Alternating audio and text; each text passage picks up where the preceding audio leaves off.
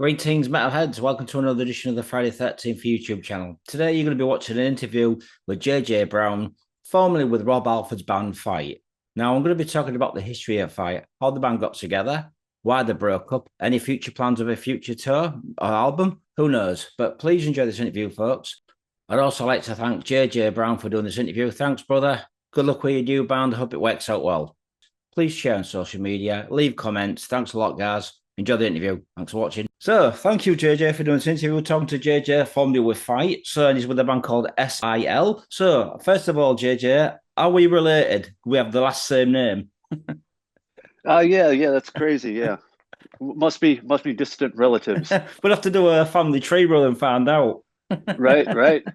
So, I'm going to ask you some warm up questions first, Jay. As a musician, a bass player, was the bass guitar your first instrument, or did you learn to play something else? Was bass my first choice? Yeah. Uh, no, I started out on guitar, first, and then of course, as most bass players, our band needed a bass player, so I picked up the bass. Right. Did you find bass guitar more interesting, or is it just by choice because you couldn't find a bass player? Uh, I actually liked it more because I was more free to to jump around and bang my head and not have to pay attention as much. So I liked moving the bass. It just made my job, I felt easier. Right. Okay. Then, so was anybody in your family playing instruments besides yourself? Who inspired you? Anybody in the family? My uncle actually played guitar too. We actually started around the same time, and he's just a couple years older than me, and we actually played in a band together growing up. And what was the band called? It was called Fatal Touch. Okay. What sort of style was that? It sounds a bit like hardcore, a bit thrashy. No. I wish it was. We're talking the early, late '80s here, so it was pretty pretty glam. Really? Yeah, So, yeah. so, so was it you? Were you doing your own songs, or was it covers? No, yeah, no. We were doing. We actually started out with some cover tunes. You know. Uh, God, man, I'm trying to think what cover tunes we did. I don't even. A couple cover tunes, but yeah, most of it was original stuff. All right then. So, did you record any albums or demos or anything for people to check out on YouTube? Is there anything we can find? I don't know. I don't know if there's any of the Fatal Touch stuff on there that I was a part of because I end up joining a band called Cyanide, and and and they continued Fatal Touch, and I know they recorded a couple things, but I don't think none of that was with me. All right, because there's a band from Sweden used to be called Fatal Smile. I don't know if you knew those Oh guys. yeah. It's a Swedish band. Yeah, they did a few albums. So Cyanide this sounds more like a thrash hardcore band. Am I right in saying that? I mean, it was heavier, yeah, but the singer was, not too heavy. He did a little more singing. Right. You can actually, I think Silent Screams, or what was the name of that? I think that the name of it was Sleaze Queen, was the first recording we did, and then the Right. second one was Ballad of a Lunatic. Right. Okay. So these are actually on YouTube. I believe so. I think somebody posted them on there. I'm going to check them Some of out the after this stuff. interview, so I'm going to let you know what I think. Yeah, it was all a progression, and actually Brian was one of the guitar players in that also from Oh, Fight. interesting. Okay, interesting to know Yeah. that. So, as a bass player, then, who's your influences? I guess Geezer Butler, Ian Hill. Who's your Oh inspiration? yeah. Yeah, definitely. Steve Harris, of course, Flea, of course. Uh, I mean, I'm really wide in my variety of music. I like anything that sounds good to my ear, I'll listen to it. It's funny that you mentioned Flea because watching you with Fight many, many years ago, you got that Flea presence on stage with your craziness. Do you agree? Yeah, yeah, I that was just part of, I don't know, just part of who I was. It's funny. I was going through some of the old videos, just digitizing everything because everything's on, 8 millimeter tapes. And just looking at me and yeah, I was like, man, that kid's a nut. Awesome. So, I mean, what bass guitars do you play now, and what was your first bass? Do you still own it?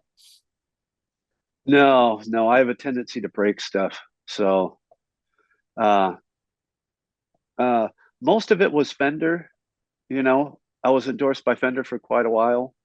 So uh playing a lot of Fenders. Let's see, what do I play now? I play a Tobias now, a couple other basses. I'll pick them up, and if they if they feel right, then I'll pick it up. So, how many bass guitars do you own now? Not that many. I think maybe like four, five. Right. Okay. Okay. So, moving on, Jay. I mean, you're actually a tattooist, aren't you, by trade? Am I right in saying a tattooist by trade? Yeah. So, how long have you been tattooing? What got you into tattooing? Oh man, I got my first tattoo job at a shop when I was 17.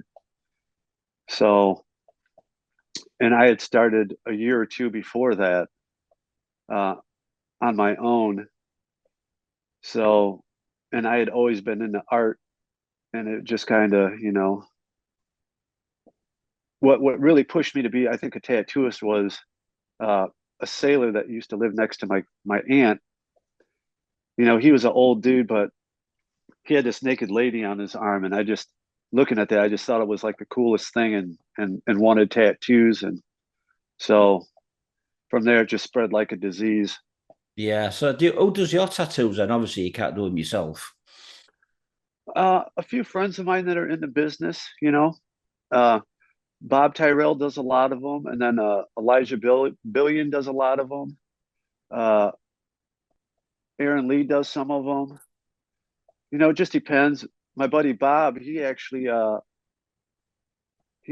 does stuff with a few bigger bands also. He's a pretty big name in the industry. He does a lot of like black and gray horror movie stuff. So, what He bands has did he? What bands has he worked with? uh he's worked with Carrie and Slayer like me, and then Gary Holt. He's worked with him. He's actually went out and played like some tunes with Exodus before because he's a guitar player. Okay. We actually jam. We just mess around. We've been doing like an Upside Down tribute, which is a tribute to Down. Just messing around, just because we enjoy the Down music, and we get together and play some of that stuff. And he comes down from Detroit to Toledo to jam with us, along with Aaron Ruby from Walls of Jericho is also in it. And So, then we got John Capoletti from Damien playing drums on it. okay, so you're into like your stoner stuff by the sounds of it. I mean, for me, my favorite stoner doom band's Trouble. Yeah. Yeah, Doom Gods to me. So, I mean, let's moving on a little bit then, JJ. I mean, obviously, how did you meet Rob Halford and the rest of the guys from Fight? I mean, you obviously did you do Rob's tattoos? Is that where you met him? Yeah, I met Rob at the tattoo shop I was working at down in Phoenix. Right. And he seen my portfolio, liked my work, and and I started doing all his tattoos. He came and checked out Cyanide because we had moved down to Phoenix, and he's seen us play a few times, and and then when he decided to do a side project from Priest, he approached me and Brian to be a part of that. Right. Interesting. So, I mean, how did he know? What did you think of Sana? Your old band Sana? What did you think of them? Uh, he liked it. I mean, I think it was a decent band, but I think he just seen what me and Brian could bring to the fight table, and and I guess that's what pushed him to ask us to join. What did you think about Fight when you first got together? Do you think it was just like going to be a project, or do you think it was going to be actually be a band? I mean, obviously leaving No, Priest. no, I just thought, we were just gonna, be as like a side project because I mean that was the original consensus of everything. It was just a little side deal at the time. Was it different to come up? Who came up with the name Fight? Was it difficult to come up with that name? Did you have any other names back then?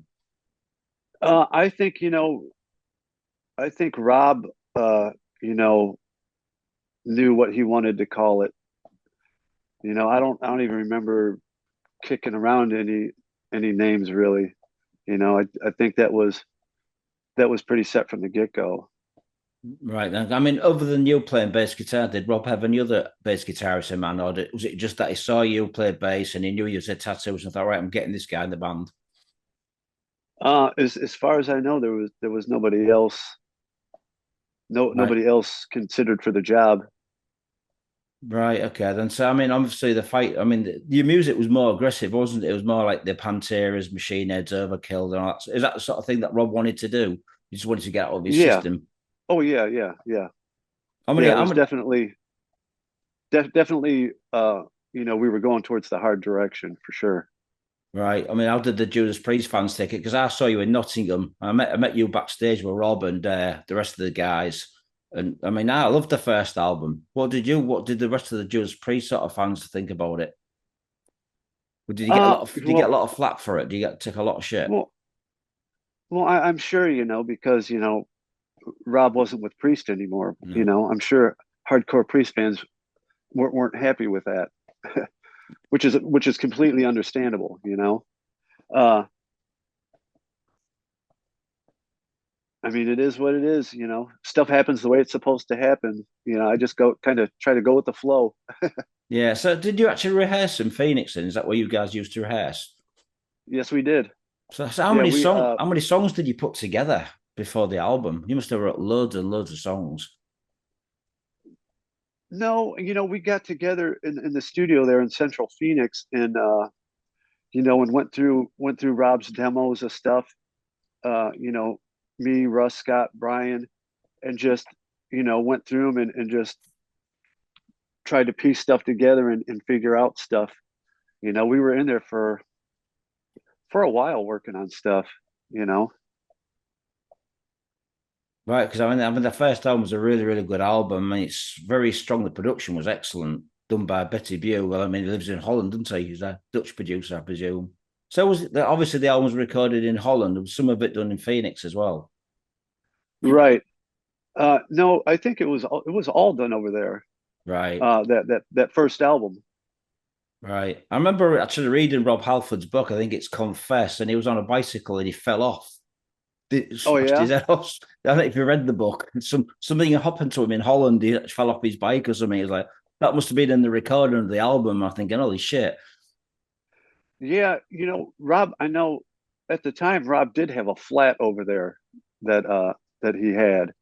So, I don't know if that played a part, and plus Addie living there probably played a part in us recording there.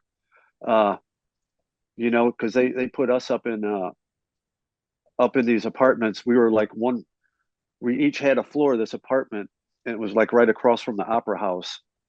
And and then they would pick us up in the morning and we'd head to the studio. And yeah, it was a nice experience. I think they wanted to get us away from everything so we'd be together and just concentrate on working on that album. Yeah. So I mean, when you listen back to all the Judas Priest songs, which one's your favorite, Jay? Do you have a favorite? Uh oh man, it's hard to pick a favorite. There's so many good. I mean, they're all good, so oh, I love Painkiller because it's heavier, but I love all the classic stuff as well. So I mean, it's hard to nail one down with that stuff. Yeah, for me, it's Screaming for Vengeance. I mean, yeah, Screaming for Vengeance is definitely, I mean, a killer album for sure. Yeah. I mean, well, you met Russ, didn't you? Russ Parrish. I mean, obviously, a lot of people didn't know he was in a band called Love. Is it Love and Peace with Jeff Pilson from Dokken? Is that how you met up with him? Oh, I totally forgot he was a part of that. But yeah, because when I met him, like when we were first forming Fight, he was I, I I think he was living with Paul Gilbert, staying at his place out in L.A. So how was that then? Meeting meeting Russ back then. I mean, Uh, I'm sorry, what was the question? what did you think about meeting Russ? I mean, and was there other guitar players in mind besides picking Russ to be in the band? Obviously, Brian and you went together. Yeah, no, I think Rob met him through, Jeff, because he was friends with Jeff, and just knew off the bat that that he wanted Russ to be a part of that, a part of the fight. Right. I mean, when you look back at the Fight album, War Words, was there any of the titles for this album? And what's your favourite songs from that album? Uh, you know, I don't think so. Rob was pretty, set, him being a lyricist, I think he just thought that, that was a good title for it, having and then having all those powerful words on the cover. Favorite song off that, probably either Into the Pit or Nailed to the Gun. Yeah, there were two videos that you did back in the day, weren't they? Two MTV videos. Yeah. I mean, it's a very, very, like I said, it's a very powerful album. I mean, you toured for that album. And then you did the second album, Small Deadly Space, which I think is a brilliant album. Although the production on the first edition wasn't that good, was it? But it got remixed and remastered by Roy Z, and it sounds absolutely fantastic in that DVD box set. Yeah, in the DVD box set, yeah. Yeah, it's absolutely fantastic the way you reproduced and remastered and everything. It just brings out so much life out of that album. Yeah. Okay. No, that's a different one from the other one they released, right? Yeah, yeah, because Okay. the first album, the first version of it I'm, was very dry in production and that, and then you remastered it and re-edited bits, and it just sounded so much heavier and so much cleaner. I don't know. I'd have to listen to it again. I always go back to the first one. Right. You definitely have to listen to that second one because it's so much heavier with the way that is remastered, like I say, remixed and Yeah. everything. It sounds absolutely phenomenal. I mean, I loved the second What? album. I mean, how did it sell the Small Deadly Space for you? Was it a successful album? Uh, I mean, it did okay. You know, I know. You know, I was kind of absent. You know, in a lot of the writing part of that because I was off doing other things. Uh, I was doing shows with SIL and whatnot, and and I was in kind of in a dark space back then. I was pretty messed up. Right. I was definitely on a downward spiral. Right. So it's a very good album though. But I mean, what songs from the Small Deadly Space did you like? Because he got a new guitarist on that album. He got Mark because Russ left.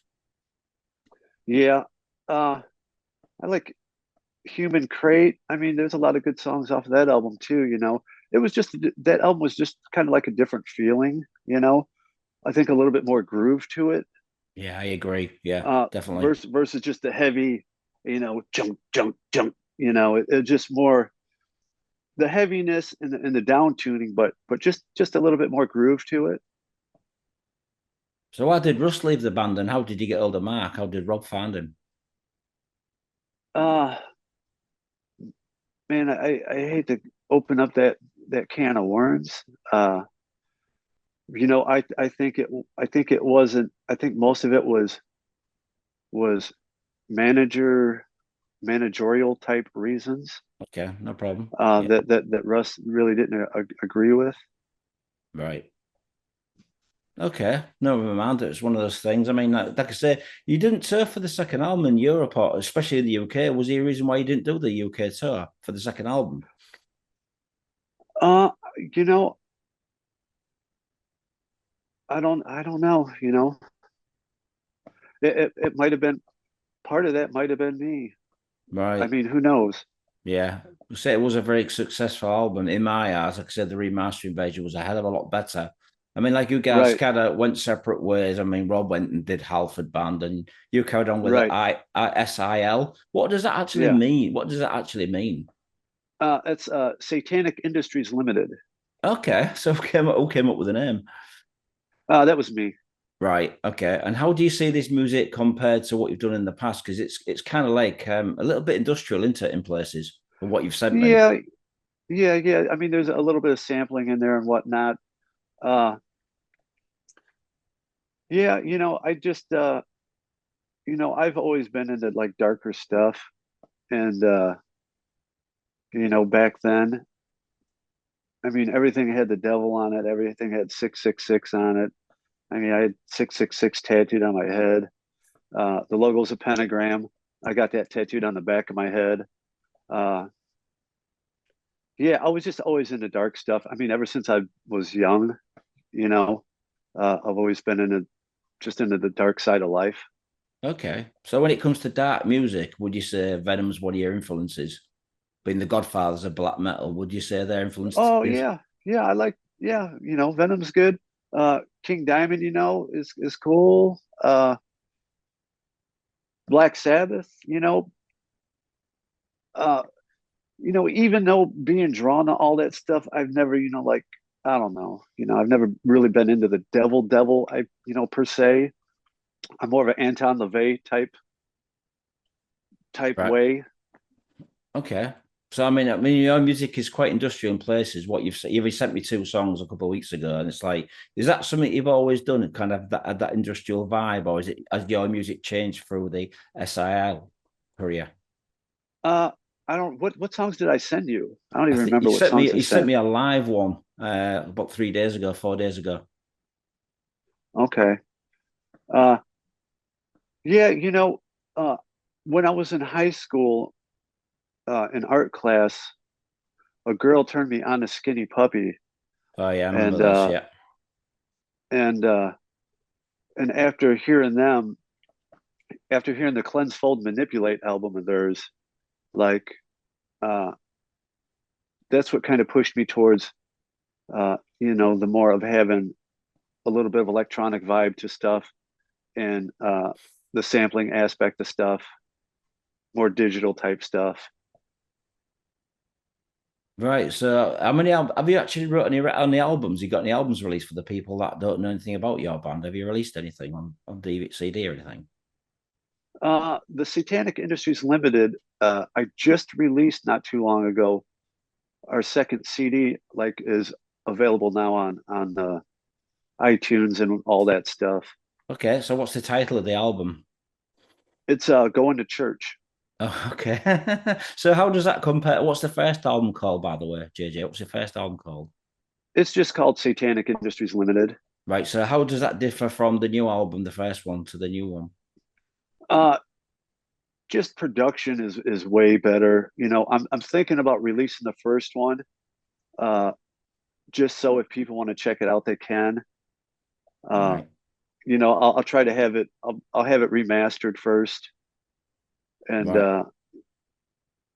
So, you know, what labels have put this out? Have you put them out yourselves, or is it some labels contributed? just we just put it out ourselves. Right. Are you look? Is it on Bandcamp? Is it available on Bandcamp for anybody who wants to buy it, or is it just Uh, it should be. I mean, it gets released upon across multiple platforms. It might be on there. I'm not okay? sure. So, how long did it take to record the new album and go to the church? How long did it take? And who's in the band for those people that want to check out the album? The SIL stuff. Yeah, who's in the band and Uh, when? Goody is one of the guitar players.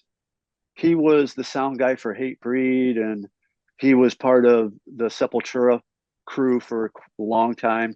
He actually lived with Paulo in Phoenix for a long time. We used to have big parties over at Paulo's house all the time and Brazilian barbecues. Uh, Kristen is the other guitar player. He plays with Grey Days right now. Uh, and, he's a real good dude. I've known him for years. And then Rich Contandino is the drummer, and he's was based out of Phoenix. He's over in LA now, and he's played with a band called Undertow and a bunch of other bands too. Right. Okay, then. So, how many songs are on this new album, and how long did it take to record it? Uh, I think there's maybe like 10 tracks on it, maybe something like that. Eight, Right. 9, 10. I don't even know.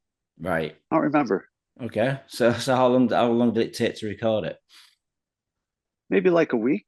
Really? So was it all done Yeah. on like Pro Tools from different people's studios? You just sent the files to each other? No, no, no. Like I said, we recorded that a while back in early 2000, but just finally released it because I just went on hiatus and I just kind of walked away from music for a while Have just you to clear my have you head. always been a singer then, JJ? Have you always been a singer? Is that something you've always wanted to do as well as play bass?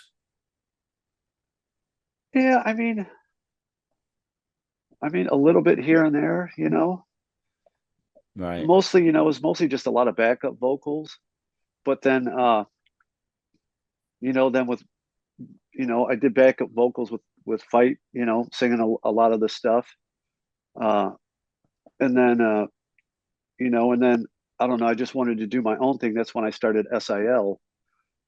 And then after that, me and Brian did a band called Vent also. And and we recorded stuff, but we shopped it around but never released it. What was that then? What sort of style was that? That was before like the Slipknot days and all that. Like uh it's some pretty heavy stuff. Will it get Uh released? Do you think it'll ever get released? I don't know if Brian will let me release that or not. There's some really cool shit on there, but I don't know. People liked it. A lot of people didn't understand it. Really? Uh yeah. And there is a couple songs on my SoundCloud that you can check out of that band. I know I Definitely have did to, put a couple things on there. definitely have to check them out. I mean, you keep in touch with Brian, obviously. I mean, what about Mark? What's he doing since he left Fight? Do you know what he's doing? Uh, I don't. I know he was out with a Monster Energy drink for quite a while, helping them out do stuff on tour. Right. Okay. So you're going to be releasing this album's just come out. It's available on iTunes as well as Bandcamp and all Well the as other ones. Yeah, it should be. Right. So why haven't you released it, chopped it to a label? Is it something you just wanted to do yourselves? Yeah, nowadays you can do all that stuff yourselves, you know. Yeah. I mean, what do you think about Spotify? Because they hardly pay any of these artists any money, do they? They take such a big cut, and you guys hardly get any royalties at all. Does that really piss you off? I don't know. I don't have Spotify, Right. Not and interested in I it. don't. Yeah, I don't mess with Spotify, so I don't know. So do you think you guys will ever hit the UK and Europe at any point with this band you're doing? Do you think you got any interest out here? You never know. Who knows? If somebody will pay us to come over there, we'll come over there. So where would you like to play? I mean, obviously Nottingham Rock City again will probably be one of the places. No, it would be nice, just to get on a festival with some other bands, That way we can just go over there, play, hang out, have a good time, and come back. Yeah. What sort of festivals would you like to play? Which ones would be ones that you've always wanted to do it, never had the chance? Download Fest would be cool. Like any of those fests in Germany would be cool. You guys get all the cool festivals over Like there. Wacken We and don't get all that nothing lot. over here. You've got a Yeah. couple. You've got a couple of festivals out there, but it's like I think there's one last week in America called Hell something. It was in Baltimore area. Oh yeah, yeah. I Yeah, there didn't was hear a about that one. lot of good bands played that one, like Candlemass, and a lot of bands played it. Queensryche and Yeah, all that sort of bands. It was like I think it was like a 3 day festival, somewhere in I th- America Midwest. I think we do have Sonic Festival coming around here. I think Judas Priest is headlining one of the Are you going to days. be going to one of those shows and hanging out with Rob? Uh, Maybe I don't know. I have to see when the dates are. You know, Yeah. I anytime they hit Detroit, I always go up and see him up in Detroit, and go up and hang out. Yeah, I just saw him 2 weeks ago in England with Saxon and Uriah Heep. It was a really good show. Oh man, I bet. Yeah, that's a But killer lineup there. do you keep in touch with Rob much, Jay? Yeah, here and there. Yeah. You I know, mean, when he rolls through. most people are probably wondering, are you ever going to reform, fight, and do a one-off album? Do you think that could be a possibility? Have you talked Uh, about I it? mean, I mean, stranger things have happened. Uh, Yeah. Rob was talking about it for a while, and then I don't, I haven't heard much about it. And then, I mean, it'd be cool if we could even, hit up and do a couple shows. Yeah, definitely. I mean, you did those two albums, them two DVDs. You never released anything for the Small Deadly Space, did you? For some reason, that would have been great to see a live concert. I've seen some Right. bootleg footage on YouTube, and that's all I've seen. Yeah. Yeah. There was no like real good recordings of that. I'm trying to think of the the the show I have in Las Vegas. I think, well, I got part of it, and I think that's from this with Mark from the second album. I've got one from the Fillmore on YouTube. That's a fucking awesome show. Oh yeah, I'll have to All check right, that one out. it's really. I mean, I can find you the link on YouTube, brother. I'll send you it. Okay, cool. Yeah, It's that'd a be really, great. really cool interview. So I want to thank you, Jay, for doing this interview. I want to wish you all the best with your band. Do you have anything to say to the people watching this on YouTube? Uh, uh, Thanks for watching. Appreciate you. Stay metal. Have a great day. Appreciate you guys. Do you have any other Thanks for art? thanks for having me on. Yeah, you're welcome, Jay. Do you have any other projects that you're going to be doing before we go that we need to be aware of? Have you got anything else in the pipeline? I've recorded a bunch of stuff myself over these past COVID years, and I might release it. I'll send you a few of the songs, let you check it out, and you let me know what you think. Yeah, definitely. I mean, It's that's it's it's definitely a little bit more electronic-y, but still heavy, real heavy guitars. awesome. Do it more. When you did that big tour with Metallica, that must have been fucking awesome for you guys. And what listening to that live that fight the CD you put, I was thinking, why Metallica headlining? Halford should be Rob and the boys should be headlining. It didn't Right. make sense. Well, well, that's because they just kind of threw us on that tour because Alice in Chains had dropped off, Okay. and we were actually in the studio recording the second album, and we were just flying out on the weekends and just doing the weekend shows with them. And that was like awesome. And as I say, I mean, you see people like Metallica, they've come all this way, but people like Rob Halford should be above, you know. It's kind of, Right, but for right. you guys, that must have been a massive buzz because you'd have got a hell of a lot of sales.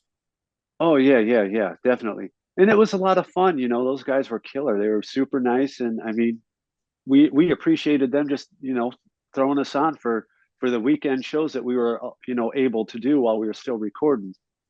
I will definitely. All right, brother. Have a nice day. Yep, Take you care, too. brother. Appreciate you. Thank you, Yep. man. Bye. All right. Bye.